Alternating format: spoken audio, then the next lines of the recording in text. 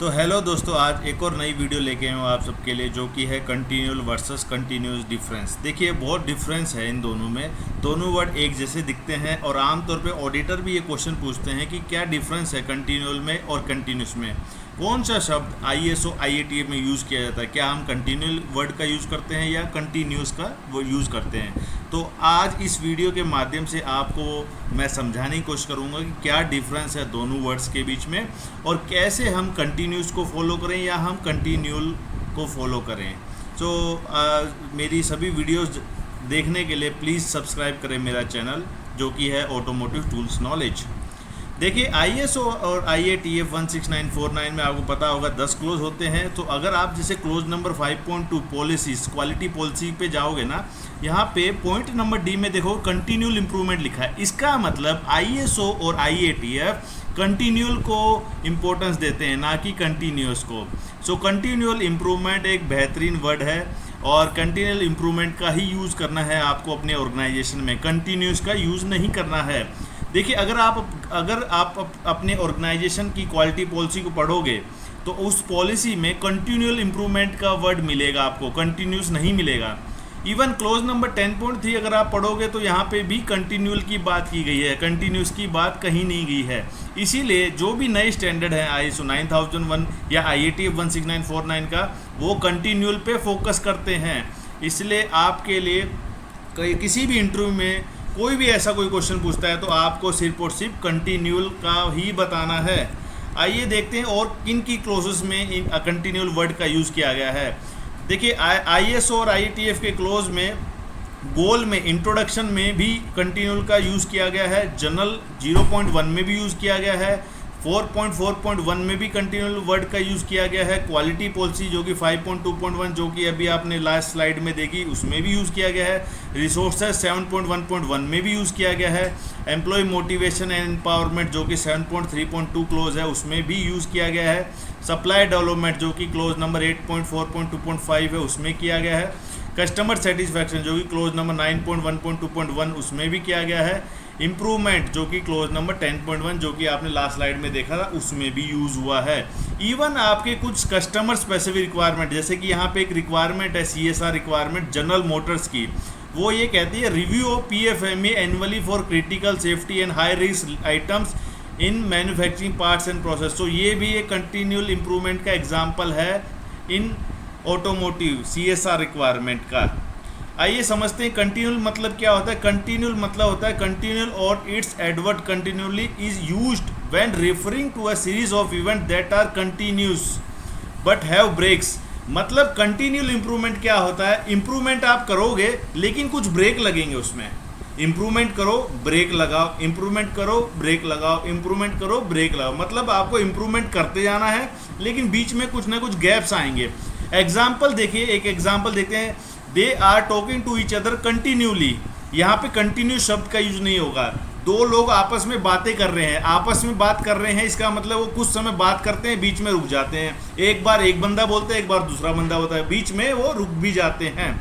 Sonu continually drive until he reach Delhi. जैसे कि सोनू कहीं से गाड़ी चला के आ रहा है तो गाड़ी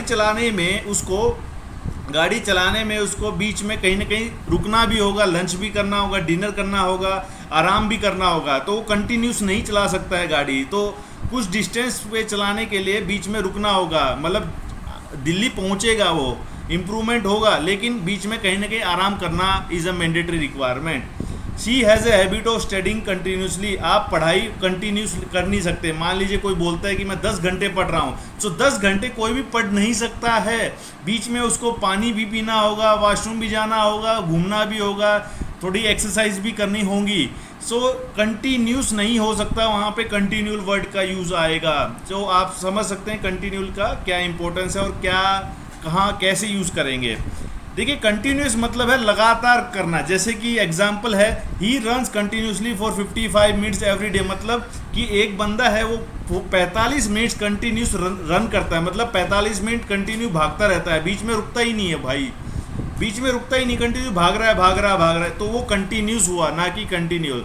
सी snacks continuously while watching the televisions. मतलब कोई बंदा टीवी देख रहा है और कंटिन्यूसली खाना खा रहा है, सारे चिप्स खा गया, over the last 5 year the business has grown continuously, last 5 साल में बिजनेस कंटिन्यूसली ग्रो कर रहा है। देखिए ऑटोमोटिव इंडस्ट्री में हम हमारे ऑटोमोटिव इंडस्ट्री के कुछ एग्जांपल देख सकते हैं। कंटिन्यूअल इंप्रूवमेंट का एग्जांपल क्या होता है? पहला एग्जांपल है reduction of process waste and variation. ये एग्जांपल आपके IATF स्टैंडर्ड में भी दिया गया है। मतलब आपको अपने प्रोसेस को वेरिएशन को रिड्यूस करना है और वेस्ट को ख़त्म करना है।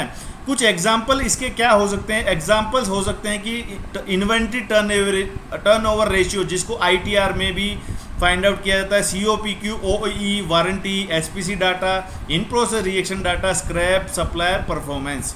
रिस्क एनालिसिस का एक PFMA, DFMA कंटिन्यूसी प्लान भी कंटिन्यूअल इंप्रूवमेंट का एग्जांपल है। इसके अलावा आपकी जो मैनेजमेंट आपके प्रोसेस ओनर को बैठा के रिव्यू करेगी, MRM, जो कि क्लोज नंबर 9.3 में बताया गया है, वो भी एक एग्जांपल है। सो रिव्यू मैनेजमेंट के साथ रिव्यू करने में आपको OEE, reaction, PPM rate, customer complaint closure का भी पूछा जा सकता है या इनको इम्प्रूव कर सकते हो। पिक्चोरल व्यू में देखिए कंटिन्यूस का एक एग्जांपल देखते हैं। जैसे जनवरी में OEE की डाटा है, जनवरी में 55% OEE थी, फरवरी में 58, तो ये आगे बढ़ गया। मार्च में 60% और आगे बढ़ गया, अप्रैल में 62 और आगे बढ़ गया, मई में 64 और आगे, जून में 65 और आगे, जुलाई में 68। मतलब कंटिन्यूसली बढ़ते जा रहा है आगे, इम्प्रूव, जो कि ऐसा प्रैक्टिकली फिजिबल है ही नहीं। ऐसी कोई कंपनी नहीं है जो कि ऐसे इम्प्रूवमेंट करती रहे। 1-2 महीना समझ में आता है, बट कंटिन्यूसली 6-6 महीने करना is a really tough task. देखिए इसका एक डिसएडवांटेज क्या होगा?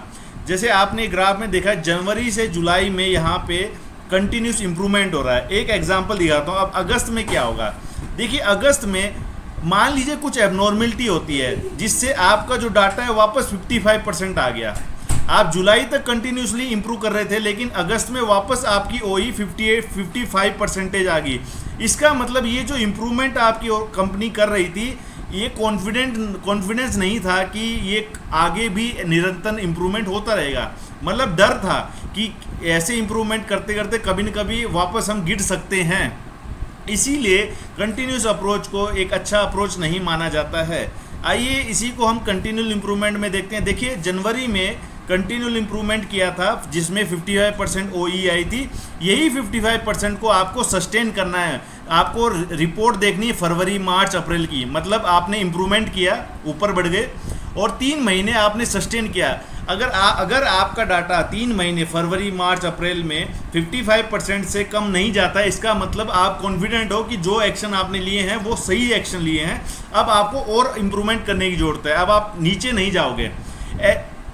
तो आपने क्या किया? मई महीने में कुछ एक्शन लिए और 60% OEE कर दी। OEE 60% करने के बाद जून, जुलाई, अगस्त 3 महीने देखा और पाया कि ये डाटा मेरा इससे नीचे जाएगा ही नहीं। इसी तरह सितंबर में 62% इम्प्रूव कर दी और अक्टूबर, नवंबर, दिसंबर में आपने वेरीफाई किया। तो देखिए यहाँ पे इसका बेनिफिट क्या है। जैसे मान लीजिए कि नवंबर महीने में ये आपका मान लीजिए 62% आ जाता है, मान लीजिए कम हो जाता है। उदाहरण के लिए हम मानते हैं कि नवंबर में ये आपका 63% था, लेकिन ये अक्टूबर में 63 था, नवंबर में मान लीजिए 62 हो गया। तो आप कहाँ गिरोगे तो आप यहीं गिरोगे, नीचे। ऊपर से यहाँ ही गिरोगे, आप सीधा यहाँ जनवरी में तो नहीं आओगे, राइट। सो आप गिरोगे तो यहीं इसी लेवल पे गिरोगे, पूरा जनवरी में नहीं आओगे। सो ये बेनिफिट है, आप वापस इनिशियल 0 पोजीशन में नहीं आते हो कंटिन्यूअल इम्प्रूवमेंट में। इसीलिए इंडस्ट्री हमेशा फोकस करती है कंटिन्यूअल इम्प्रूवमेंट की। आशा करता हूँ आपको ये वीडियो अच्छी लगी होगी। और भी कोई सब्जेक्ट पे वीडियो आप चाहते हो तो आप कमेंट कीजिए, मैं उस पर वीडियो बनाऊँगा। Bye bye, see you, thank you, take care.